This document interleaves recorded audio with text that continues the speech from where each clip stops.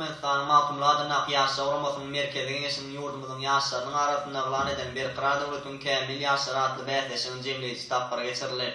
Berkira Devlet'in batyýalyk döwrüne hormatly prezidentimiň alyp barýan öňden görjükli bilim siýasatynyň esasy ýöregleriniň biri ýaş nesliň ilim bilim derejesini ýokarlandyrmak, dünýä terjihine laýyk gelen ýokary bilimli hünärmenler taýýarlamakdan ibarat bolup durýar.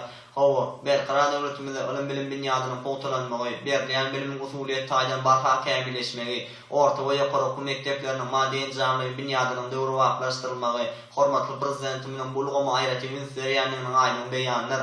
Munyň özü kämil bilimli we ýokary hünärli ýaşlaryň kemale gelmegine uly ähmiýete ýa bolýar. Soňra Türkmenistan jemgyýetçilik guramalarynyň merkez binasynda bäsleşip gatnaşyjylar bilen maslahat geçirildi. Hormatly prezidentimiň ýol başlygyna bilim ulgamyna ýetilen sepkitler, bilim ulgamyna akıp öwrtmeler, ilim gazananlar, bilim bermekde peýdalanmak, ýurdumyzyň bilim ulgamyna innowasion tehnologiýalaryny ornaşdyryşy we bilim ulgamyna anyp barlayan işler dogrusynda beýlek geçdiler. Mehriban arkadaşımız yurdumuzda halkımız üçin döredýän ähli oňy şertleri biziň her birimiziň ata watanymyzyň öňündäki insanlyk borçymyzy bir kemsiz ýerine ýetirmäge borçly.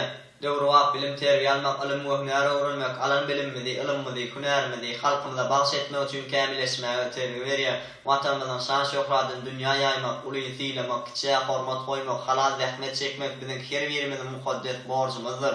Bähesleşige gatnaşanlar bilim ulgamyna täze sepkitlere ýetmekde alyp barýan ägir uly işler üçin hormatly prezidentimize alkyş sözlerini aýtdylar.